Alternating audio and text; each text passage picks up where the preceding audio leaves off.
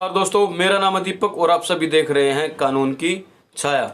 दोस्तों, आज का हमारा क्वेश्चन है कि अगर आपका कोई मामला अदालत में चला हुआ है तो उस मामले को साबित करने के लिए मैक्सिमम नंबर ऑफ विटनेस यानी कि अधिकतम कितने गवाहों की आवश्यकता हो सकती है, कितने की जरूरत पड़ेगी, क्या ज़्यादा गवाहों को कोर्ट में पेश करने से क्या आपका मामला साबित हो जाएगा या फिर नहीं। इसके लिए हमें जाना होगा एविडेंस एक्ट का सेक्शन 134 भारतीय साक्ष्य अधिनियम की धारा 134 जो कहती है कि किसी मामले में तथ्यों को साबित करने के लिए साक्षियों की विशिष्ट संख्या अपेक्षित नहीं की जाएगी। अर्थात किसी मामले में अगर किसी को कोई बात साबित करनी है तो उसके लिए कोई स्पेशल नंबर ऑफ विटनेस यानी कि साक्षियों की कोई निश्चित संख्या अपेक्षित नहीं की जाएगी। ये मानी नहीं जाएगी कि किसी मामले में कितने गवाहों को पेश करो तो तब ये मामला साबित माना जाएगा। तो सेक्शन से हमें पता चलता है कि जो हमारा जो कानून है वो साक्षियों की संख्या पर नहीं बल्कि उनकी क्वालिटी पर डिपेंड करता है।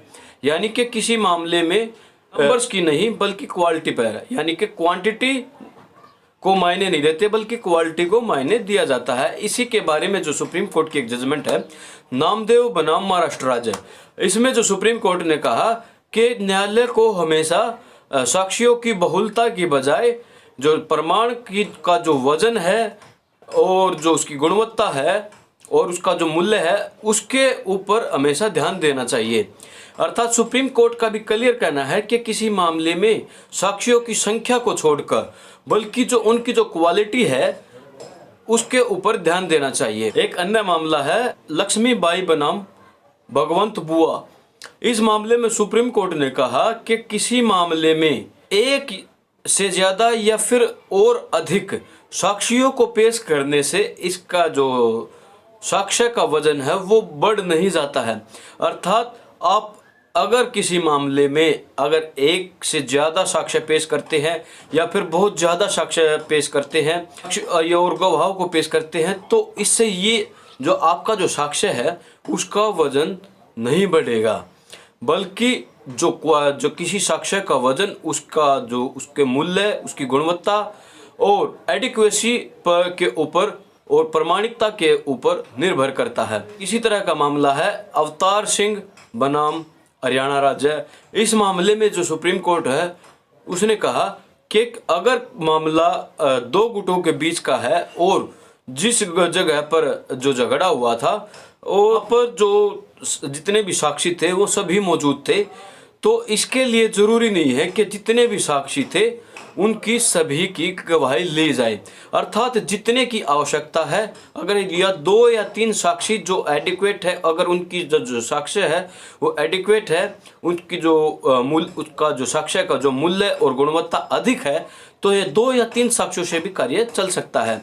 अगर साक्षी एक भी है और उसका जो साक्ष्य है वो प्रमाणिक है, ठोस है और गुणवत्ता से भरपूर है तो उसका जो साक्ष्य है वो भी मान्य कर लिया जाएगा।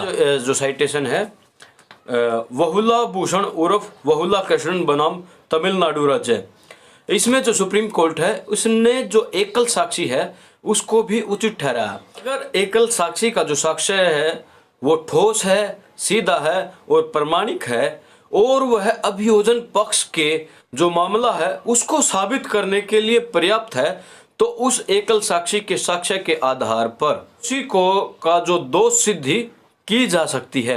इसमें सुप्रीम कोर्ट को कोई आपत्ति नहीं है। इसी प्रकार आज आपने जान लिया होगा कि आप अगर किसी मामले में साक्षियों को पेश करना चाहते हैं तो उसकी क्वालिटी पर जोर देना जरूरी है ना कि क्वांटिटी पर।